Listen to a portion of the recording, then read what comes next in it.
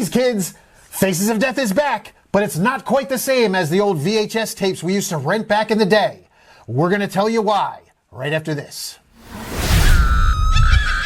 Welcome to Deadsville. Greetings, Boo Believers. Welcome to Deadsville Horror Talk. I'm your host, Ronin James, and to my left, the lovely Steph Infection. Hello, Scream Hearts. It's just the two of us tonight, and we're going to review the...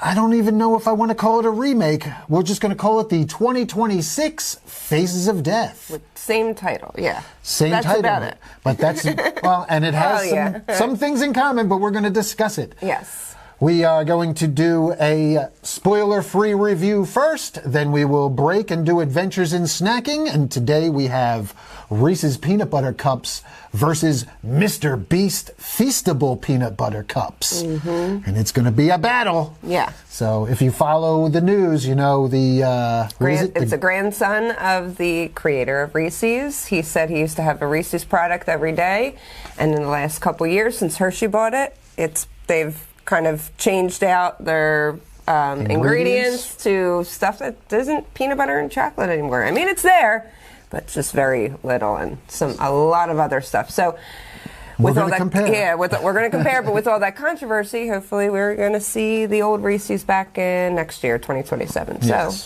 So you're going to get that as our Adventures in Snacking segment right before we dig deeper and get into spoilers. So if you haven't seen Faces of Death, you can tune in until after the Adventures in Snacking. We'll give you a warning. You'll hear the digging deeper sound effects, and we'll break out the shovels and tell you to pause the podcast if you don't want spoilers at that point. Yep. But if this is your first time joining us, we are a horror movie review podcast. I am a 20-year veteran stuntman and stunt coordinator, now director and content creator, and I like to think I bring a little insight to the reviews and a little behind-the-scenes kind of insider information.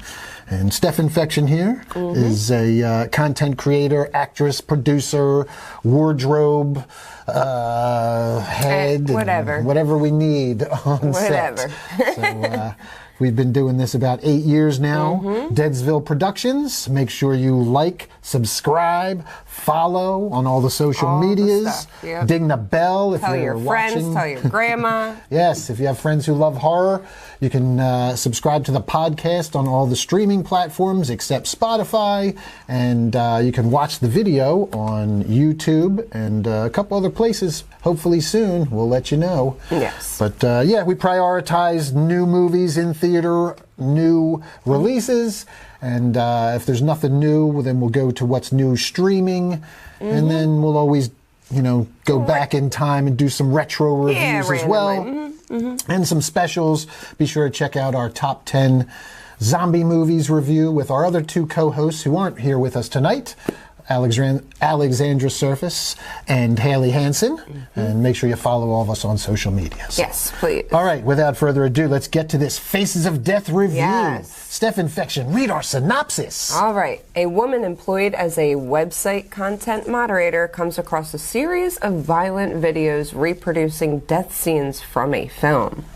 Dun, dun, dun. Dun, dun, dun. That's yes, and yes, this is a very meta-ish kind of take on the old movies. I mean, it's not really a secret that if you watch the trailer, right, that's what's going on. There's a lot of the same. That's reproducing. It's a serial killer reproducing the kills that were found on the old VHS tapes. So again, it's not like they're trying to remake Faces of Death, the original movies. The guy in the movie is recreating the kills for real in the movie world, for real. And a woman who's a content moderator, as if she was working for YouTube, and she's just clicking allow or not allow, flag. So when something gets flagged as being too violent, she has to decide if it's real or not, and she suspects that these are real and goes down a rabbit hole. And I like that take that she was, and she also has her own past. Right, she does have her own past. Yeah, and this movie I've seen described, and it was like one of the first things that I thought of too. It's very Silence of the Lambs meets Don't Fuck with Cats. Well, You didn't watch Don't Fuck with Cats. I didn't, but I know. But this is exactly, and they said this, I mean, they literally say that during the whole film, but it's funny, or the one friend says it a couple times, are you going to go, oh, don't fuck with cats? They reference it. That's the meta-ness of it. And this isn't giving anything away, but the serial killer literally sounds like, what's his name from Silence of the Lambs? Multiple times. Oh, yeah. Yeah. Hannibal Lecter. Yes. Yeah, so let's get into our cast. Speaking of our serial... Well, first, our director, Daniel Goldhaber, and writer Daniel Goldhaber and Isa Mazzi. Yeah, I didn't recognize anything. However, guess where Daniel Goldhaber went to school? Where did he go to school? Harvard. Ooh. Wasn't too... So this is... this little hoity-toity director. Ivy League horror here. Yeah, exactly. He went... Yeah, they very have impressive. Daniel visual Goldhaber. and environmental studies program there. Okay, interesting. Mm-hmm. Well, that makes sense because he's probably was he a recent graduate? Did it say? I mean, how many things has he made? Only a few. Yeah. So, and this is a very There's a lot of social commentary going on here with the influence of visual media. So him studying it, that makes a lot of sense. At Harvard, that he would come with there's layers to this onion that get peeled in this movie. That it's pretty intelligent. He made his directorial debut in 2018. So not to, Yeah. So he only has done 3 things since, or no, 2 things. Cam and then this.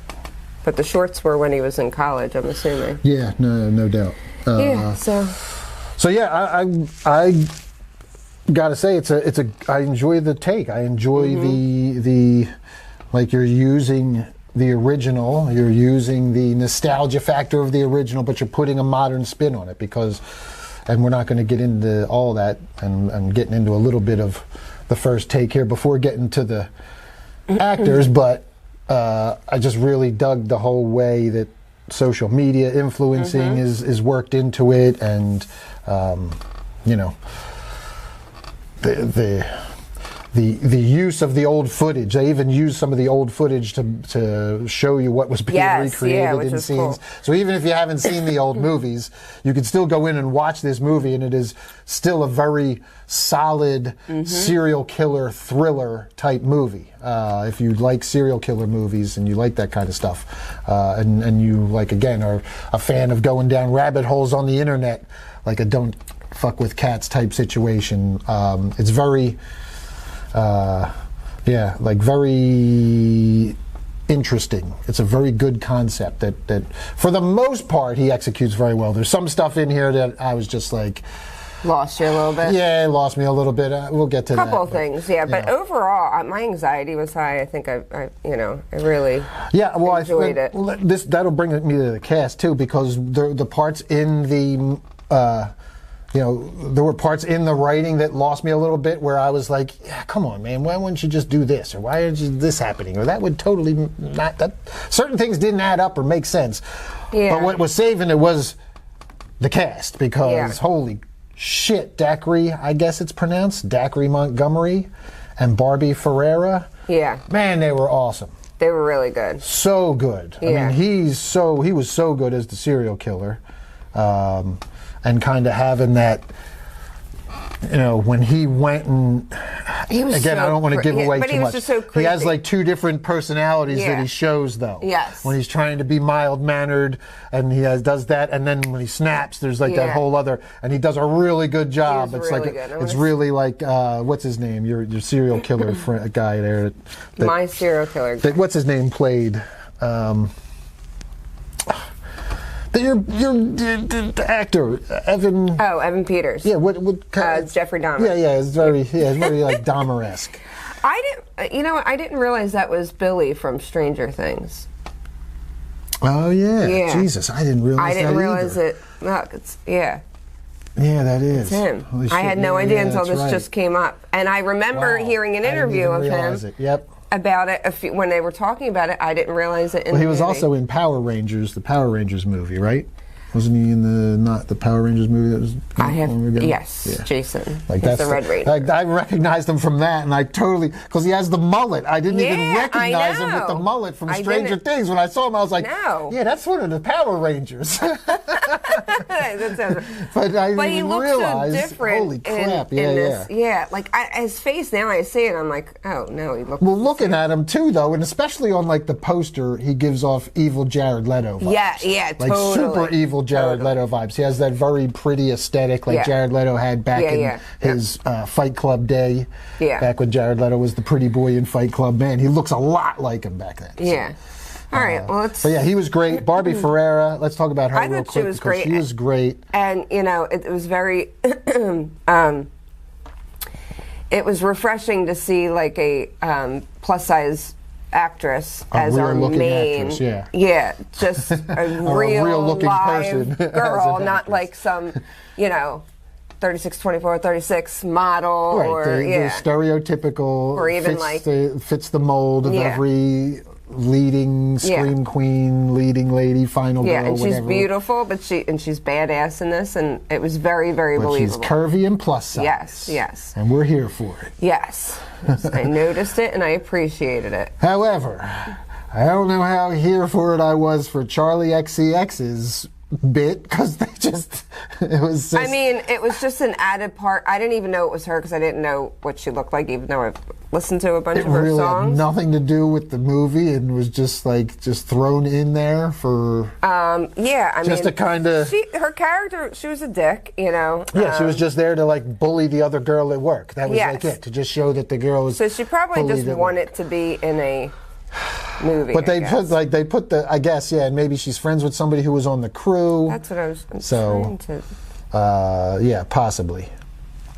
But yeah, I mean, overall the cast was pretty solid. Aaron Holiday plays the roommate of Barbie Ferreira, who plays Margot. And then we also had our friend Jermaine Fowler, who plays her supervisor at the And we know Jermaine Fowler from The Blackening, which we loved a few years ago. Awesome movie. And then also what else? He was recently in Night Patrol, which I didn't love quite so much, but he was good in it. No fault of his own. It was not a great script, but he is a really good actor. Oh. And he's decent in this, but he's got a very small part. He's only in it a little bit. I was seeing if America Fiera was related to her. They spell it differently. Yeah. So yeah, good. I think the cast was good. So yeah, that's. Let's get into our spoiler-free first takes. Go ahead, Steph Infection. You kick it off. Well, I mean, I really enjoyed it. I thought it was a lot of fun. They were slow at like a couple parts in the beginning, but overall, like I liked the concept. I liked.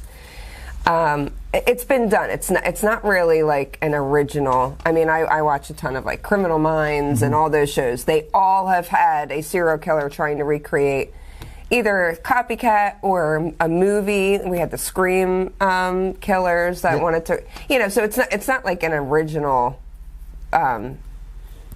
Idea, but it was done well because the original people thought it was real, the VHS movie, but it wasn't. And this guy wants to make his mark, and he is, finding his way. And you see you kind of get all these characters and these high anxiety moments in this. So I really, really enjoyed the entire movie and all the blood, and I enjoyed it. I don't know what I would. I probably would. I definitely say go see it. In the theater is always going to be better. I don't think a full 7, but maybe like a 6.8 out of 10. All right, fair enough. All right, I mean, I mostly agree. I think the pacing issues for me were towards the middle, maybe between the second and third act. I was getting a little weary-eyed at that point, but I thought while the concept has been done before, I thought that taking the concept and applying it to a real thing like the Faces of Death tape, that we all, like that 80s kids and 90s kids can can like all kind of grew up with, that already has that taboo feel to it, that vibe of tabooness attached to it. Now you take that and you apply a solid serial killer movie to it. Now, not excellent. It's not an excellent serial killer. When I compare it to Silence of the Lambs, it's nowhere near as good as well written as Silence of the Lambs. Yeah. But it is very entertaining, and the acting in it is excellent. And again, same as you, I liked seeing a real actress take the lead on this one. Now, I did not like certain creative decisions and certain things that were written in there, so it definitely lost some points on that. And when I would have, if the performances weren't so good, it would probably be in like the 5-6 range for me. Instead, I give it a 7 because I really like the performances are really good. The concept is solid. It's shot really well. The special effects in it are really good. I didn't think it wasn't super gory. At least not that I recall. There was some stuff in there that was pretty cool, and there was some good the flashback practical ones. There was the flashback ones that were to the like original thing, but we've seen those before. I'm talking about like the actual stuff that was going on in movie, not in the flashback stuff necessarily. But yeah, there was there was some good stuff in here, and again, a 7. I recommend seeing it in the theater if you can, if it's still in theaters. It's a fun watch, but definitely worth giving a watch when it comes to Shudder. Good job. I look forward to seeing what this guy does next. Yeah, definitely. Because I think maybe he should. He worked with somebody writing this one. Maybe he does a good job directing. I think the direction is the direction out hits the writing. You know what I mean? Like he directs. The direction is better than the movie's written. Yeah. So but he could. I thought he did well with the writing. I said, I enjoyed the concept and everything as well too. But I just thought that there were pacing issues in there, and there was some stuff creatively and some stuff that just. I questioned some stuff that we'll get into in the spoilers, but we can come back to that later. So that's going to do it for our first takes. We both recommend Faces of Death 2026. Yes. Not a remake. Not a remake. Do you want me to do this? Oh, yes. Let's do our Rotten Tomatoes score. Let's see how our scores rack up with Rotten Tomatoes our here. tomatometer is a 67%, which is the critics, and popcorn meter is 66%. Okay. Yeah, so everybody's about on the same page. I give it a slightly higher. We're either 6 or 7. 6, 7. Oh, no. Can't help it. Oh, and on that note... We'll be going into Adventures in Snacking now. Yes. So, for 6 or 7 minutes. Yeah, we're going to do Adventures in Snacking, and we're going to dive into Reese's versus Feastables. So if you're a Mr. Beast fan, be sure to stick around for this one. All right, Boo Believers. And then after that, we are going to go to spoilers, so be sure to tune out if you have not seen... Faces of Death 2026. Yes. All right, we'll see you on the other side. Adventures in Snacking. Greetings, Boo Believers! It's time for Adventures in Snacking, and today we're going to do something a little different. We're going to have a battle of the snacks. And it's going to be Steph Infection's Reese's Peanut Butter Cups versus my Mr. Beast Feastable Peanut Butter Cups. Yeah. Don't smash my cups. I might smash it. All right. Well, yes. Movie snacks. Adventures in Snacking. Who doesn't love peanut butter cups, aside from people with peanut butter allergies, obviously? Everybody loves peanut butter cups, right, Steph Infection? I think so, unless you have an allergy. But even then, you probably still love them. Exactly. You probably hate that you have a peanut allergy because you can't enjoy delicious peanut butter cups. Yeah. So yeah. Everybody used to love the mainstay Reese's Peanut Butter Cups, which we've had forever, as long as I can remember. But recently, there's been some controversy. Yeah. And I noticed that the taste started to go downhill not long ago myself. I only noticed it with the holiday brands. It wasn't the And if you notice, there is some difference. Well, there's Yeah, definitely there's been a difference. difference in the consistency with the holiday brands for a bit, but it crept into I noticed it creeping into the cups not long ago too, and so did somebody else, Steph Infection, didn't they? A certain somebody. Oh, why are you gonna say it like that? But yes, like I got this insider info. You're the I Reese's. might. You're the Reese's queen over here. Well, I so. did tell you about this news. You did, so that's fair. Lay it on the people. So Brad Reese, the grandson of whoever started Reese. Of great Grandpa Reese. Of Grandpa Reese. Top-notch reporting from Steph Infection here.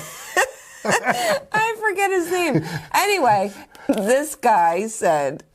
The great-grandson of the Reese's. Great-grandson. He used to eat a Reese's product every day, every single day, at least one. And he said that they have continually become inedible. So he made a public statement since Hershey's has replaced real milk chocolate and peanut butter with compound coatings and peanut butter style creme. Peanut butter style creme. Why do you keep saying that? Because it just sounds gross. It's not a peanut butter cup. It's a peanut butter style creme cup. I mean, it's, I just think it's fancy creme. But it's not peanut butter. They're saying it's a peanut butter style creme. So is there actually even peanuts in it? Maybe a person without a peanut allergy could. I don't know. Might. You know what? Let's read the ingredients because I've got the Mr. Beast Feastables here. All right, before we get to the ingredients, I'm going to give a little background on the new kid on the block here, the Mr. Beast Feastables peanut butter cups. The high-quality chocolate brand launched in 2022 by YouTuber Mr. Beast, a.k.a. Jimmy Donaldson, focuses on simple ingredients and ethical sourcing. The company, which generated over $250 million in sales in 2024, is often sold at major retailers like Walmart, Target, and 7-Eleven. The brand features flavors like milk chocolate crunch, and cookies and cream. And yes, these, I've had a few of them. But these are probably my favorite, the creamy peanut butter cups. And we'll punch in for a close-up. Go ahead and show your raggedy-ass Reese's off. That's such a close-up. Well, I will punch in post, duh. You're not going to see it now. Then put them together. There we go. All right, so let's do our ingredients here. Go ahead, you read your ingredients, Steph Infection. What's your first ingredient, Steph Infection? Milk chocolate. Oh, wow. Really? Yeah, so what I was going to say before is that I ate a Reese's Heart for my lunch today at work. Yep. And I started to read, because I knew we were going to be doing this, and I started to read the ingredients, and it was not what this is. Oh, interesting. It was different. It was a different thing. Yeah, okay. This one actually looks decent. So go ahead. All right, so milk chocolate is also the and in parentheses, top one. it says sugar, cocoa butter, chocolate, skim milk, milk fat, lactose, lecithin, which is soy, and end of parentheses. Okay, well, I have milk chocolate, and in my parentheses, I have sugar, whole milk powder, cocoa butter, unsweetened chocolate, lecithin, and natural vanilla extract. All right, similar. Yes, but I think the unsweetened chocolate, you don't have that, correct? No. Yeah. What? No, that's like cookie brand. Well, so that's real chocolate. That's more real chocolate put into the Why do you chocolate. say that? Well, because, okay, you have It says your milk chocolate. Right. So milk chocolate is usually, I mean, it's a mixture. It's cocoa chocolate butter. mixed. So right. this one says cocoa butter instead of straight cocoa. Right. So their chocolate is made of, and this one's cocoa butter as well, but it also has unsweetened chocolate in it. So it's more. I think you're just making things up. I'm not making things up. Well, we could. Cocoa butter is a butter derived from No, I know that, cocoa. but we both have that. You're saying dark chocolate is actual chocolate. You didn't say dark chocolate. I did. You said unsweetened. I said I'm sorry. Yes, unsweetened chocolate. Okay. So, but that's still real chocolate. That's chocolate. Okay. Cocoa butter is. But I have chocolate without unsweetened. I get that. I have cocoa butter and then just straight up chocolate. Okay. So Yeah, interesting. All right, fair enough. Yeah. Okay, next couple ingredients. Peanuts. Yeah, I got peanuts, sugar, palm oil, Sugar, salt. dextrose, salt. So they're similar. Which I don't have any dextrose. you had palm oil. No. Oh, What yeah, is it? yeah. I do have palm oil. Yeah, so I think they're similar. All right. These are very similar, but like I said, when I ate the Well, they're heart definitely earlier, not similar in consistency and taste. No, they aren't. But I really think that their holiday brands in Crack 'em Reese's were the... Yeah, we got to break both of them out. Get the other one out. We each need one. Okay. You get one of each. Take one. There, and there. All right. I do think that the Reese's holiday things had a different makeup. All right, come on, let's do Reese's. Here we go.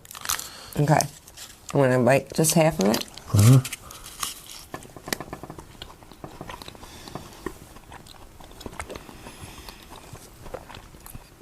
See, I fucking love Reese's. All right. This doesn't taste what I tasted earlier. Yeah, It's not bad, but bad. Like we're just trying it. yeah, but I like that consistency. I like the hard peanut butter. That's what I like. Not hard peanut butter, but like more like, I don't know, like a Reese's cup. They've always been. That consistency. Everyone fucking knows what it is. she's using the Reese's cup to describe a Reese's cup. I mean, everyone knows what that consistency Yeah, is. and that's like one of my gripes of it, I guess, because now that I've had a Mr. Beast, I'm kind of spoiled. Yeah. Because this is okay, it's all right, but yeah, the peanut butter's a bit dry, and the chocolate and the peanut butter have an almost similar consistency and texture almost. Maybe not texture, but a similar don't think that consistency. at all. You don't get the... I think that the outside, the chocolate is hard, but the inside only a isn't little as bit. gooey. I don't like gooey. It's only a little bit harder. I like... So, to me, like, remember the old commercials for the Reese's where you got your chocolate, my peanut butter, you got your peanut butter, my chocolate. Two great tastes together, blah, blah, blah, and you eat that. Yeah. Now, I know you've had a Hershey bar Yes. and dunked it into... Never. Are you kidding me? Never. I see you do it all the time. You have never taken a Hershey bar piece and No. scooped some peanut butter with it? No, I've never done that. I've seen you do It it. tastes so much better than... No, it doesn't. 'cause- It does. No, because you don't know my consistency. You understand I am obsessed with chocolate to peanut butter ratio. I know, but you could do A whatever Hershey ratio bar you is want. No, but a Hershey bar is too thick to me. Okay. So I don't want to add more on top of that because it's Okay. too thick. If it was a thin layer, All right. then I would like it. See, I If it was a thin chip, from very early on seeing that commercial, I did that, and I was like, yeah, that tastes really good. And then I ate a Reese cup, and I was like, it doesn't really taste like when I take my Hershey bar and dip it in peanut butter, though. see, I worked at a candy store all through high school, Kerry's Candies in Swarthmore. And I worked there for like 3-4 years, and we would use Reese's peanut butter and make our like Easter eggs and stuff. And that oh my God, it was delicious. Let's go. Let's do it. See, it's too drippy. I like drippy. That's delicious. It tastes really good. All right, so you like the creamy on the inside with the thick, harder outside. Well, I enjoy the distinct difference between the creamy peanut butter and the crunchy chocolate. All right, so if you had to buy one right now, you would go with Feastables. Yep. And I'd probably still buy Reese's. Well, there you go. There you have it, Boo Believers. Let us know what you think. If you've tried Mr. Beast Feastables, I'm sure you've had a Reese's peanut butter cup. We've all had one of those, but if you've tried the Mr. Beast, let us know what you thought. If you thought it was better, not as good, if you like the traditional Reese's like Steph here, and if you've noticed a decline in Reese's, like, what was his name, Bob Reese?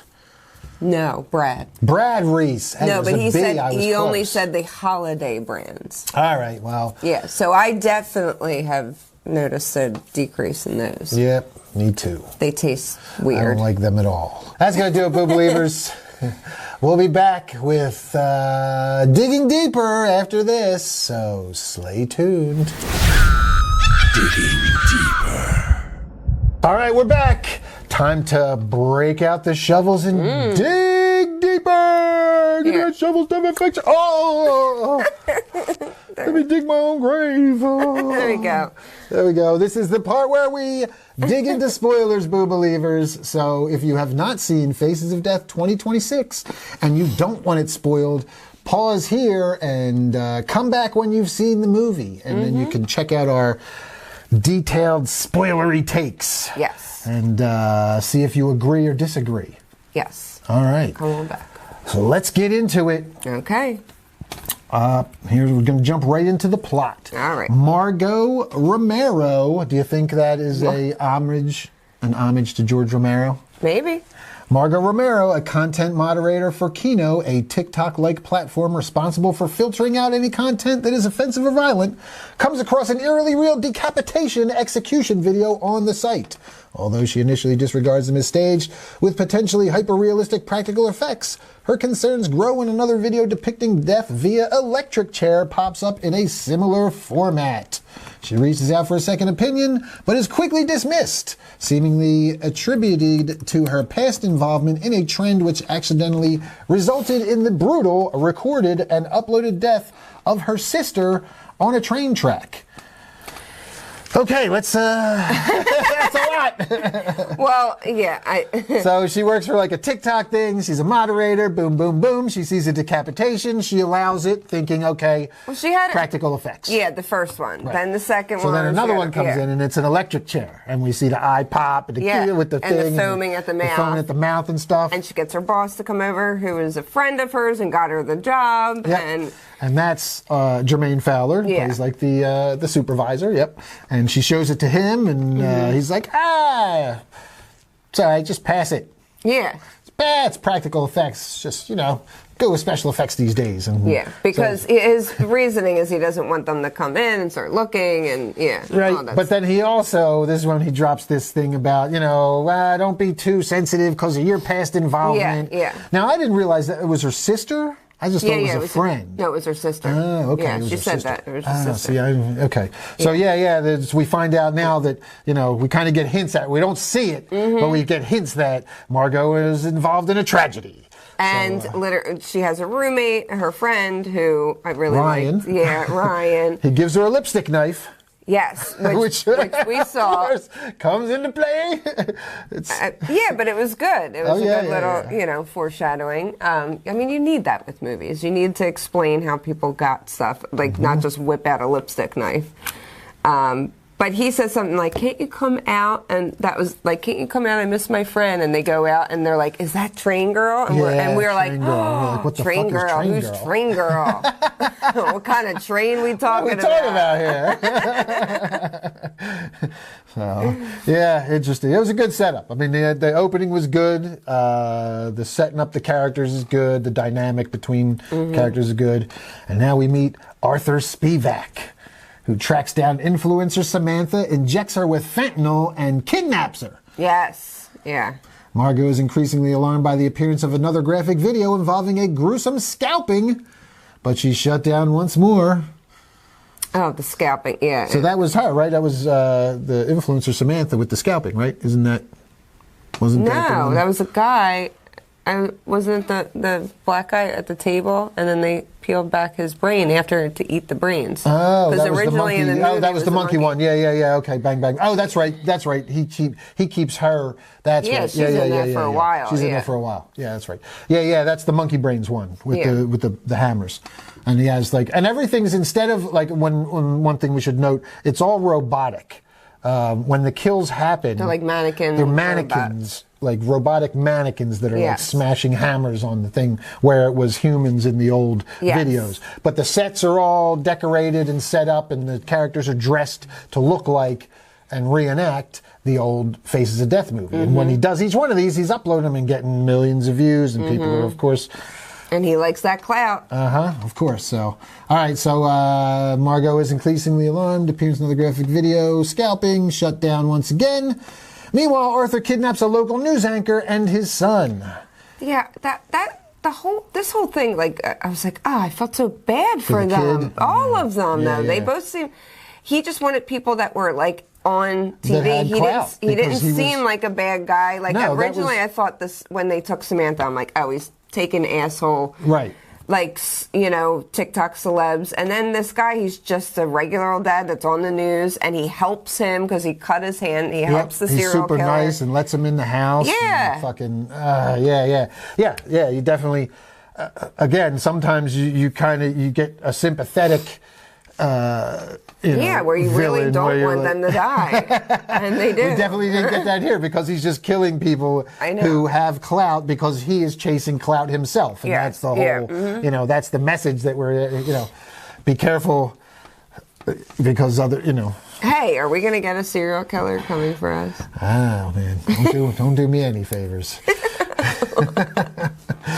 All right. So Margot turns to Reddit to accurately decipher whether or not the murders are staged or real. Which we did have a thing before where she said, don't look anything up at home when she was giving training. Oh, yeah. The whole training things they do. allude Which to comes that. back later. Yep. Yeah. So the videos quickly skyrocket in popularity. Arthur kills the news anchor in a shootout setup. And man. that one was like the move, like the old... When again, he walks out of the house. walks out of the house and bap, bap, bap, he's got him tied to the door. Through Reddit, Margot discovers the original Faces of Death film at this point, and the murder spree's identical alignments to the material. Ryan explains this when she goes back. She's like, if you're he catches her watching it, right? Well, because we get that in the beginning, and I was like, that's going to come out later, but it wasn't 100%. He just likes gore. He likes Right, horror. She hates it, but she goes over and looks at his collection and finds it. Yep. So Ryan explains the film's purported infamy as a real, quote-unquote, array of snuff deaths, yet reveals that it was all fake, which may coincide with the uploaded modern renditions. But, Disturbed and wanting clearer proof, she gives her boss, Josh, concert tickets to distract him away from his computer so she can download the available footage onto her hard drive, view the uploader's metadata, and upload them to Reddit. This part was so unbelievable. Because now we're getting to my gripe. This was when I was like, not only like, oh, I got these, I can't go These do one of concert these. tickets. No. But she goes, are you a deadhead? Like of all bands, they're just in town that night or whoever it was. It was like a tribute band or something, I think. But still. Like, and that happens to be like his favorite band is the Grateful Dead. It was all just, I was like, oh, okay, now we're pushing it. Yeah, that was a little, Like why not just go to the office like different hours or something? I don't know. No, There's you other remember ways. how much security there was going in? I guess, You can't. And I don't know. I thought it just could have been like, hey, because he had a meeting thing that she needed to be.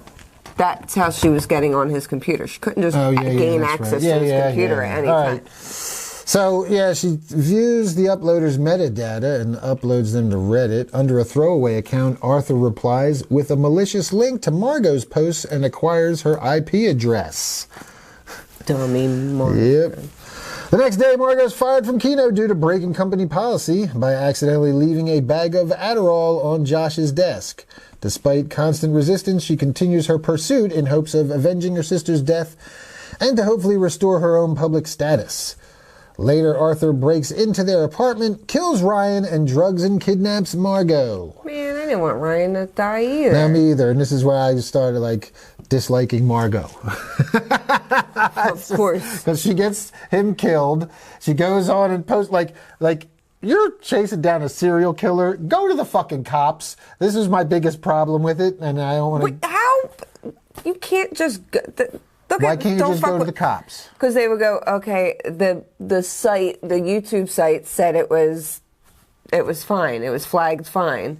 You can't look up Go videos. to the FBI. Go to somebody. Go to somebody higher up than your supervisor. Don't fuck what Cats did, and then they had to Kino. do it themselves, and they found that killer. All right, well, So, at any rate, She gets her roommate killed because she does it stupidly by just posting the shit on Reddit and leading right back. She doesn't even cover her own ass with like a IP John the bouncer to. Yeah, but the thing is,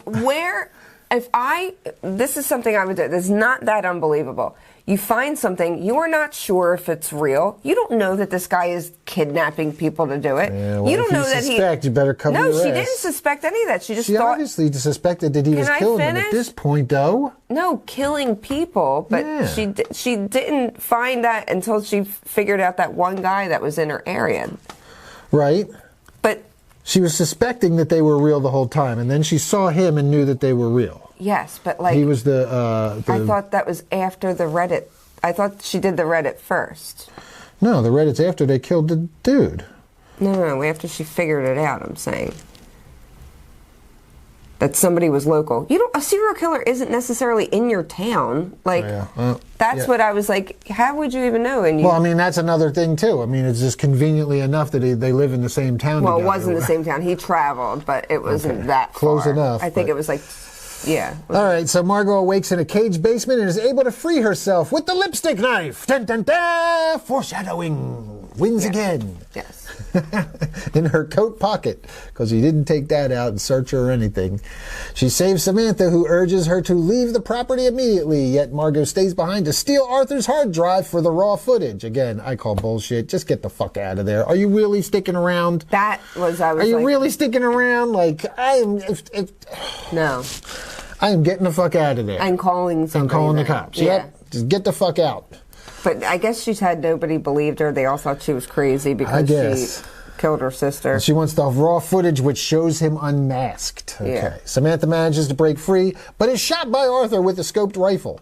Margot flees into the woods and manages to return with a police escort in hopes of saving Samantha, but Arthur manipulates them into believing she trespassed on his property and she is detained. So, a few problems here. All right, he's just shooting guns out the window in the neighborhood, just shooting people, and nobody else is... Did you see how it was all fields? I mean, I know but there had to be some other houses there. I saw some other houses in the distance. Yeah, maybe. Gunshots from a hunting rifle ring out. That shit's like... Yeah, but go to places that hunt on their property and stuff. Shotguns in those areas, they're fucking just shooting cans out back of their house. I don't know, man. There was like a fence they had to climb over. Yeah. A fence implies that like there's a neighborhood and you're trying to keep other people out.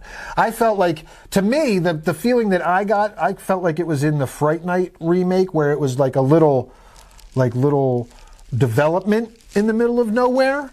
But nobody else was home because you saw houses when she hopped a fence and they're running. You saw houses in the distance. Yeah, but a shotgun, people shoot them all the time. I don't know, man. It just was highly sus for me, that whole part. Yeah. This whole paragraph here is just like really sus parts. Yeah. Going back for the fucking footage and then this. Yeah, that gave me major shooting anxiety. them out the thing, and then she goes back and the chick is there, right? Mm-hmm. And no. She gets dragged back in. She gets dragged back in, and the cops come. She goes to get the cops. Yeah, right, this pissed me off so much. Well, the girls... But they can't just go in there, but they didn't even ask him if we could come in. Right. That's what got me mad. And the girl's in the other room, right? Yeah, but you... And she's got tape on her mouth, right? Yes. And her hands are taped together, Yes. right? But her hands are here, right? Why didn't you... So why didn't she just do this? Help! Yeah. Help! Yeah. I noticed that too. What the fuck? I noticed that during it. What the fuck? Oh, God. Okay. I did notice that. Oh, yeah. That was a bit much right there. And I noticed, like I said, you said, why didn't the cops go in? I said, you can't just go into somebody's I know you house. can't just go in, but man, she had blood and bruises and stuff on her. Exactly, but they didn't even ask. And I kept waiting for them to ask. They were like, do you know her? They didn't say, can I come in? Does this movie take place? This movie takes place in present day, right? I guess so. They all had flip phones, though. I know. That's why I'm like, did this take place in the flip phone era when YouTube was just getting big? Oh, it may be. It may be a little bit back. Because there's my question. That's the impression I got. Right. But then you could see. Well, but that's my impression. That's why, like, that makes a difference to me, because the cop's reaction to her back in flip phone days would be, oh, whatever, stupid woman. Today, if it was happening today, they might take her a little more seriously. Yeah, I mean, I had a flip phone when I was in my 20s. But that's what I'm saying. And back then, that was the whole Pink fucking razor. before Me Too, before all the fucking movements, and before all the believe women, all that stuff came to be prominent. If it's back in flip phone days, then that way more explains these two cops being like, whatever, silly woman, leave this man alone. He's obviously respectable. Yes. Because flip phone days, that's the way they would have fucking... Probably. That's the way that shit would have played out. So, all right. Because he manipulates them into believing she trespassed on his property and they detain her. Bros stick together. So at the hospital, Margot receives Narcan. Which, one of the videos when she was doing her job said, can you take Narcan prophylactically? Yeah. And then she gets Narcan and she starts spraying. And I still have yet to look this up to see if you can, but in my head, you can't. Like, if you did it right before, yes, I think, or like within, but I felt like she did the crazy amount of Narcan in her, which I think it's not that much even in there, but I felt like it was like 2 hours later than she got the fentanyl. Like, it wasn't immediate. Yeah. So I don't know enough about it, but I mean, I'm sure they did that for a reason, whether you actually can or can't. But prophylactically taking Narcan is not really something that you would do, because any drug addict wouldn't want that to happen. But I guess if you thought, oh, someone's going to stab me with fentanyl today, then. But I mean, it was noticed that they had to say that to do this. It was setting it up, more foreshadowing early to pay off later. So yes, she receives Narcan at the hospital, sent a text demanding she return the drive, or Samantha and the other boy will be murdered, the son of the... I know, man, him too. So at his place, Arthur holds Margot at gunpoint, explains the world's desensitization to violence, alongside the attentive desire for remade content in a newer age, which spurned his murder spree. Message! Yeah. That's your message. In the garage, Arthur reveals the severed heads of the two victims strewn atop mannequins and orders Margot to inject herself with fentanyl. Minutes later, Margot repeatedly stabs Arthur with her lipstick knife, and a lengthy, bloody scuffle ensues between the two. Margot manages to survive, having recorded the entire confrontation on a hidden body camera. Arthur watches the last lines of Faces of Death as he bleeds out. And he is enjoying it. Oh, yeah. Yeah. Like, he's really enjoying it. On his computer, Margot uploads the footage to Kino and laughs in celebratory victory as it passes through the site's moderation. Though find herself disturbed that the comments on the video are callous and glib, not taking the situation seriously. So, of course, the cynical world... Exactly. Shitting on everything. She triumphs and they just shit on it, because that's the world. I mean, everyone's skeptical. Look at it with the AI. Oh, yeah, definitely. But this was before AI. If they had flip phones, this was way before AI. So, but it's still skeptical. Yes. Yeah, we don't actually know. As we should be sometimes, but there's so much fake shit around these days. But yeah, so there it was. How'd you feel about the ending? I mean, is it satisfying? Yeah, I think it was. Yeah. All right. I liked him dying. I liked her kind of triumphing, and I thought, all of that. It made sense. Yeah, I liked it. They wrapped it up pretty good. I mean, anytime they're going to show me something like a lipstick knife early in the movie, I know it's going to come into play later. She was like getting him in his chest and stomach, and I was like, the kill was nice. Yeah, she laid no, in but I would have went for the neck. I'm like, why? She's on top of him. It's a little itty bitty, maybe 2 inches. I don't even think it was 2 inches. Nice. Yeah, but what I don't know what the budget was on this, but it was probably a budgetary decision, because it's a lot easier, like effects-wise, to stab somebody into a fake shirt, filled with blood or something, than it is to do a neck. Yeah, it just wouldn't. It might not do anything if you stabbed, it was like 1.5 inches. I don't know. I don't know. I could have done a neck slice. There's a lot they could have done with it, but she was just letting out her female. It was fine. But I was like, that's a little tiny. It was the tiniest little John. I don't think that would kill you, dude. And no matter where. I mean, she had to kind of stab him a billion times. I know that, and then that's what did it. I was like, all right, here she's going a lot. But at first, I was like, why are you going to the biggest part of his body with that little itty bitty knife? Go to a tiny part of his body. Right. Shit, slit his wrist or something. Stab him in the wiener. That's definitely the smallest part of his body. On that note, that's going to wrap it up, Boo Believers. We both enjoyed this one. It definitely had its problems, but yeah, 7 out of 10 for me. And 6.8 out of 10, only because I've given other ones I liked more a 7. All right. There you have it. Yeah. Check out Faces of Death. Make sure you like, subscribe, and if you've seen it, make sure you comment and let us know your thoughts. Do you agree, disagree? Were you a fan of the original VHS tapes back in the day as a kid? Did your mom and dad let you watch them? Did you sneak them with your friends late at night?